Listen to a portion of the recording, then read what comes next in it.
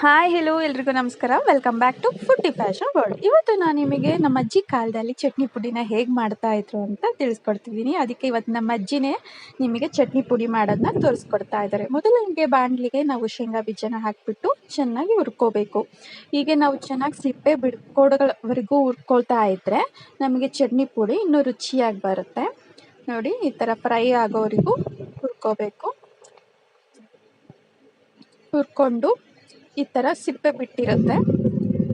ಈ ಥರ ಸಿಪ್ಪೆ ಬಿಟ್ಕೊಳ್ಳೋವರೆಗೂ ನಾವು ಚೆನ್ನಾಗಿ ಹುರ್ಕೊಂಡಿದ್ದೀವಿ ಅಂತ ಅರ್ಥ. ನೆಕ್ಸ್ಟ್ ನಾವು ಕುರ್ಷಾಣಿ ಯೂಶ್ವಲಿ ಕೆಲವ್ರಿಗೆ ಗೊತ್ತಿರುತ್ತೆ, ಕೆಲವ್ರಿಗೆ ಗೊತ್ತಿರಲ್ಲ. ಇದನ್ನು ಪಲ್ಯಗೆ ಹಾಕ್ತಾರೆ. ಆ ಪಲ್ಯ ತುಂಬ ಟೇಸ್ಟ್ ಬರುತ್ತೆ. ಇದನ್ನು ಚಟ್ನಿ ಪುಡಿ ಹಾಕೋದ್ರಿಂದ ಇದು ಇನ್ನೂ ಸಖತ್ತಾಗಿ ಟೇಸ್ಟ್ ಕೊಡುತ್ತೆ ನಮಗೆ. ಬೆಲ್ಲ, ಕಡಲೆ ಬೀಜ, ಬೆಳ್ಳುಳ್ಳಿ, ಕಡಲೆ. ಈಗ ಮೊದಲಿಗೆ ನಾವು ಹುರ್ಕೊಂಡಿರೋಂತಹ ಶೇಂಗಾ ಬೀಜನ ಮಿಕ್ಸಿ ಮಾಡ್ಕೋಬೇಕು. ಆಮೇಲೆ ಕಡಲೆನ ಪುಡಿ ಮಾಡ್ಕೋಬೇಕು.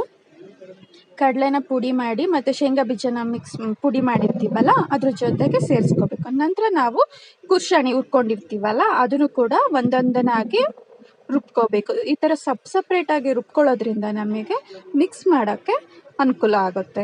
ಇದು ನೋಡಿ, ಈ ಥರ ಬಂದಿದೆ. ನೆಕ್ಸ್ಟ್ ನಾವು ಇದಕ್ಕೆ ಕಡಲೆನೂ ಸಹ ಸೇರಿಸ್ತಾ ಇದ್ದೀವಿ.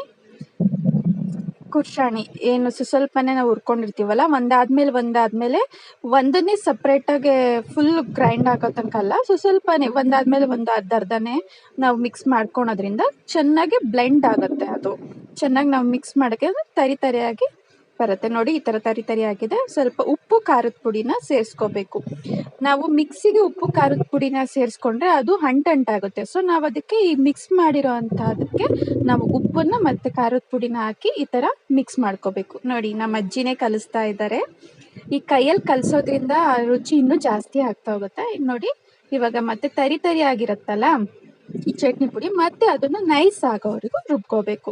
ಈ ಥರ ನೈಸ್ ರುಬ್ಕೊಳ್ಳೋದ್ರಿಂದ ಏನಪ್ಪ ಅಂತಂದರೆ, ಇವಾಗ ನಾವು ಚಟ್ನಿ ಪುಡಿಗೆ ಮೊಸರು ಹಾಕಂತಿರ್ತೀವಿ, ಸೊ ಅದು ಒಂಥರ ಫುಲ್ ಸ್ಮೂತ್ ಚೆನ್ನಾಗಿ ಟೇಸ್ಟ್ ಕೊಡುತ್ತೆ ನಮಗೆ. ಈ ಥರ ನೋಡಿ, ಈ ಥರ ಮತ್ತೆ ಕಲಿಸ್ಬೇಕು. ಮಿಕ್ಸ್ ಮಾಡೋದ್ರಿಂದ ಏನಾದರೂ ಉಪ್ಪು ಖಾರ ಒಂದೇ ಹತ್ರ ಆಗಿದ್ದರೆ ಸೊ ಅದೆಲ್ಲ ಕ್ಲೀನಾಗೆ ಮಿಕ್ಸ್ ಆಗುತ್ತೆ. ನೋಡಿ, ನೋಡ್ತಾ ಇದ್ರೆ ಮೌತ್ ವಾಟ್ರಿಂಗ್ ಅಲ್ವಾ?